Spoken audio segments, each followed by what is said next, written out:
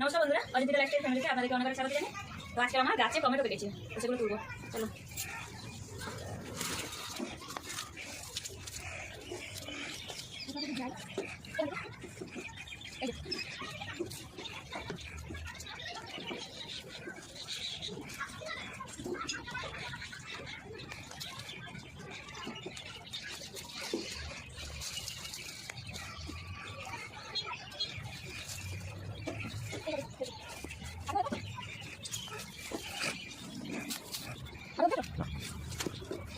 By, কেমন লাগলো অবশ্যই কমেন্ট করে জানাবে।